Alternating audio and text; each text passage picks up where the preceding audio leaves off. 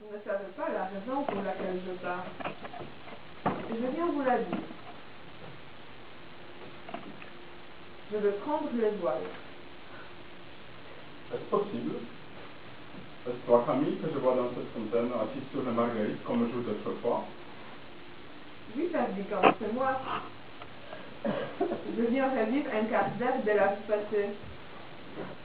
Je vous ai paru brusque et hautaine. Cela a tout fait. J'ai renoncé au monde.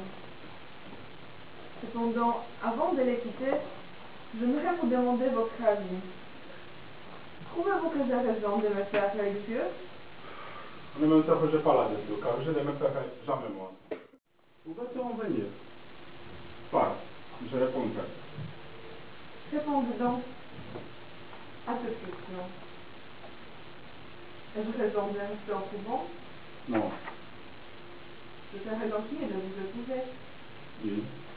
Que me conseilleriez-vous de faire le jour où je verrai que vous ne m'aimez plus? Je peux prendre un amant.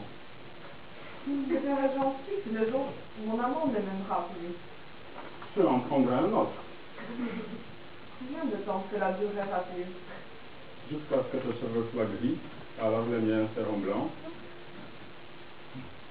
Est-ce que vous êtes déjà assis un jour entier sous le banc de monastère des femmes?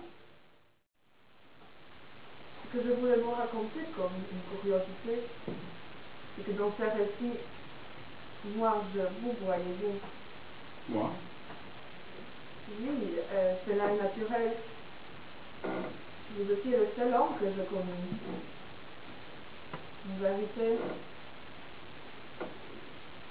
je vous ai aimé, Père Vicomte.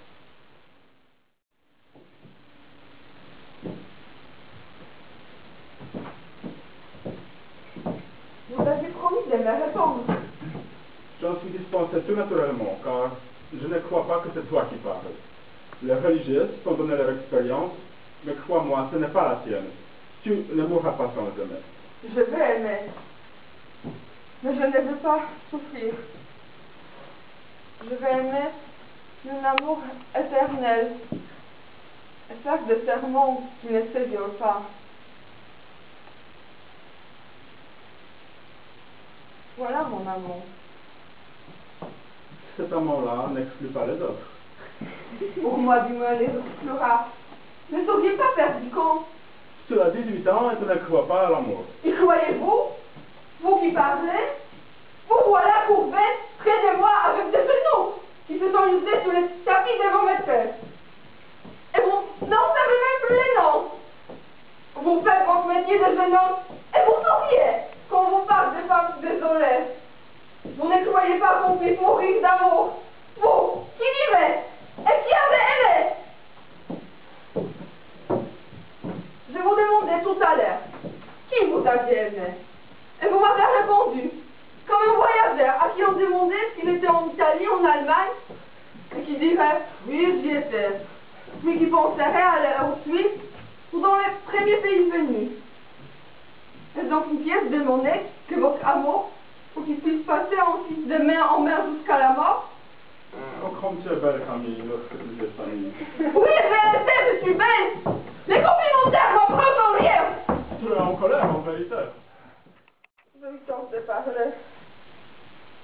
Je m'arrive entière sous les lèvres. Au Père Vicomte, ne vous moquez pas. Cela est triste à mourir. Pauvre enfant. Je te laisse dire, mais j'ai bien envie de te répondre un mot.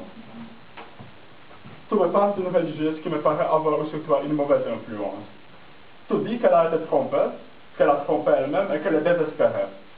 Mais es-tu sûr que si son mari ou son amant revenait lui tendre la main à travers la grille, elle ne lui tendrait pas la tienne? Je le crois. Il y a 200 femmes dans ce monastère, et la plupart ont au fond du cœur des blessures profondes. Elles te les ont fait toucher, elles ont coloré ta pensée virginale de gouttes de leur sang. Mais dis-leur cela de ma part. Le ciel n'est pas pour elle. Pour moi, n'est-ce pas? Adieu Camille, retourne à ton couvent. Mais lorsqu'on te fera de ces récits effroyants qui t'ont empoisonné, repense ce que je vais te dire. Tous les hommes sont menteurs, inconstants, forts, bavards, orgueilleux ou lâches, hypocrites et sensuels. Toutes les femmes sont perfides, artificieuses, vaniteuses, curieuses et dépravées. Le monde n'est qu'un égout sans fond, où les phoques les plus incombrantes et se tordent sur des montagnes de fange. Mais il y a au monde une chose sainte et sublime. C'est l'union de deux de ces êtres, si imparfaits et si affreux. On est souvent trompé en amour, souvent blessé et souvent malheureux. Mais on aime. Et quand on est au bord de sa tombe, et on se retourne pour regarder en arrière, on se dit, je souffre souvent, je me suis trompé quelquefois, mais j'ai aimé. Et c'est moi qui ai vécu, et non pas un être factice créé par mon orgueil et mon ennui.